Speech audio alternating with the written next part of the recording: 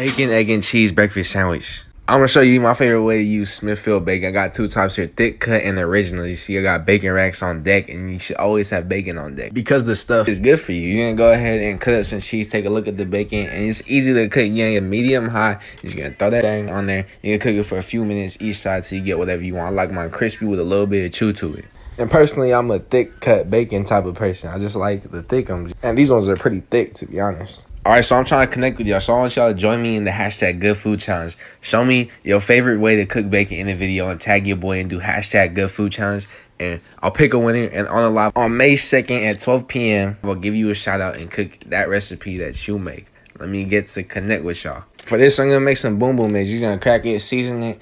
After you see that egg settle, you can go ahead and flip it right away and take off the heat, add the cheese. It's basic, but that's how it is when you got good bacon. You make a BLT, a breakfast burrito, a lot of things. Yes, sir. And always make extra. We got pizza bagels on deck. So the first component of any good pizza bagel is the bagel, of course, just like how the dough is the most important part of the pizza. So you can go ahead and cut in half an Asiago cheese bagel, set the oven to 450. Over to the toaster, you're going to want to toast it. This is going to be crucial so it sets the base and makes it already nice and crispy. So you remember that pizza sauce, or not pizza sauce. So you remember when we made spaghetti, you're always going to have leftover, and that's good for this. You could use that for lasagna.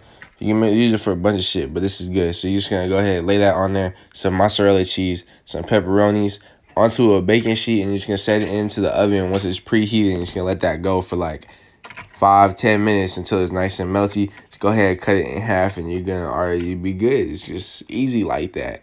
This is just inspo to like use your leftovers in creative ways, you know. And it's crucial to toast the bagel first. Yes, got some baked buffalo wings. This shit is way easier than frying. It's a lot healthier for you. This whole pack, $10. Into the bowl, you can go nice scoop. 2 scoops of baking powder, salt, mix that up. And just gonna lay them flat out onto a baking sheet. Line, of course, fuck dishes. I'm gonna be doing a split test. Half of them I'm gonna be cutting in cornstarch and flour. And just to see like if that makes a real difference. And you're gonna set the oven to 450. You're gonna scrape the carrots. You don't have to peel them. That shit takes forever to cut it up.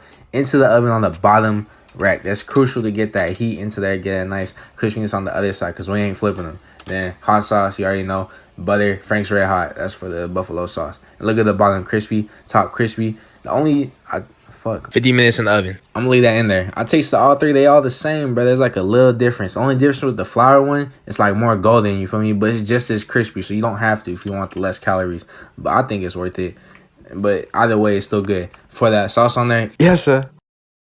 In-N-Out double. You can go ahead and start with onion and tomato. You want to cut them real thick, like 1.375 centimeters. And you're going to put that into a separate bowl or Pyrex and let that chill on the side. You can get pickles. This is going to be for the sauce. Dice it up into a bowl. Go mayonnaise, ketchup, mayo. Mix it up. Taste it. Gucci. You can get the beef. The most fat you can find. Ball it up into a pan. Super hot. Olive oil, anything. You're going to press them balls down until you get patties. You're going to season the top, salt and pepper, generously cover it because that shit attacking you. You can see that shit jumping, and you're going to see that crust. And to make it In-N-Out, you need to have American cheese. Put it on there, let that cook.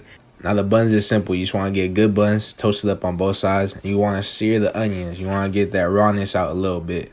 But you don't want to cook it all the way. You still want that snap, crackle, pop. Then you get the bun toasted, the sauce, the tomato, season the tomato, salt and pepper. The lettuce, iceberg, the double patty, the onion, the sauce again, and top it. Yes, sir. Eggs Benedict. I ain't gonna cap. I never had this before. This is that bougie shit. But you need 3 basic things: eggs, English muffin, and Canadian bacon. You gonna warm up the blender with hot water. Just gonna let that chill. You gonna cut 7 tablespoons of butter and you're gonna melt that down on the light, like low heat, medium low heat. And you're just gonna pour out that water and you can get 2 egg yolks ready. And you're just gonna pour that straight into there. Half of a lime, pinch of salt. You're gonna blend that. You're gonna slowly pour in the butter while it keeps blending. And that's really it. And just gonna pour it out. You wanna keep that warm, keep that next to the stove. You can get some water boiling. Toast up the English muffins, a little bit of vinegar into the water, make a little whirlpool. I splashed on my foot, that shit hurt. Just pour the egg into there, 3 minutes, easy. Look how jiggly that shit is. You're gonna warm up the Canadian bacon. You wanna cut the side so it doesn't like spoof up, you know what I'm saying? And like the eggs. And then you wanna season the egg, salt and pepper onto there. And then the hollandaise sauce, look how jiggly it is. Taste it. I don't know, like it tastes kind of weird to me. Hollandaise is kind of weird. It's egg yolks and butter. Finish with pepper, cut it in half. Check that. Runny yolk, yes.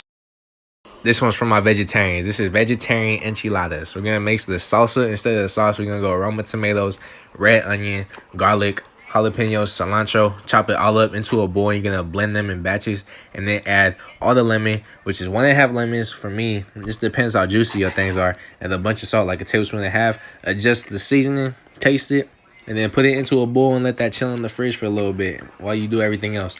Dice up an onion. I got a fat one here, so I only use half, and some garlic. Into the pan, olive oil, garlic, onion, saute that down, add the Mexican seasoning, then the spinach. You're gonna let that all well done, add the pinto beans, a bunch of salt, and just cook that, mash it up, whatever you want to do. Warm up the corn tortillas, spray a little Pyrex. You're gonna just build it. You're gonna take the salsa out after it's in there, and it's gonna taste a lot better than it was before because it was chilling in the fridge. Then you're gonna go salsa, filling, cheese, roll it up into the Pyrex for like 12 minutes at 350. Then halfway through, you're gonna sop it with a bunch of salsa and cheese, take it out. Yes, sir.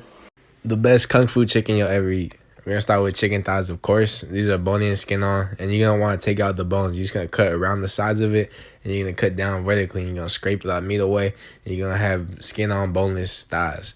Cut it up into a bowl, season with soy sauce, hoisin, 5-spice, salt, pepper, and like a little bit of cornstarch into there, and mix that up and set that to the side.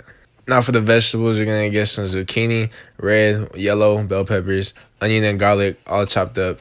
And we're gonna get the oil ready. We're gonna go ahead and cook the chicken in batches, fry it in batches. But I'm a lazy ass and I did it all at once. Don't do that. It's gonna be like 3 to 5, 4 to 6 minutes. Take it outside to the side. Into the pan goes the onion and garlic, a bunch of chili flakes. I forgot, caught me slipping. Add all the veg back and get that in there. Add soy sauce, sugar, and hoisin. You're gonna mix that up. Once the vegetables are softened, add the chicken back, mix it up, add the cashews, and that's really it. Quit playing with me, yes sir. The kid Bronny James' favorite meal, ribeye and mac for sure. Look how beautiful that is, though. Come on. We're going to start by salting it on both sides, draw out the moisture. And we're going to get the mac going. Start with the roux, 2 cups of milk, let it going. Start boiling some water, fat pinch of salt, boil them elbows. You can add 3 cups of cheese, 1 of cheddar, American Gruyere. Into there, let that all melt together, mix it up, and then add the mac in there once it's strained. Now we're going to go over to the thing. You can see the moisture, and you're going to pat that all out, season it heavy with salt, pepper, and you're going to mop the edges with the salt and pepper. Go into a pan, super hot olive oil, and you sear it both sides, like 2 minutes. Get that nice crust. And then in goes the butter, hand-crushed garlic, the thyme, and you're just going to baste that thing. Woo, I'm going to Gordon Ramsay flow. And you can go ahead and set the oven to a broiler and take the ribeye out at whatever temp you want, whatever you like. And you're just going to add the cheese on top of the mac into the oven, safe thing. You're going to broil that. And you want to cut open. You want that thing still mooing. If it ain't mooing, it ain't true. And you're going to just slice it up. Just enjoy the view. Hey, but for real, that ribeye and that mac, whoo.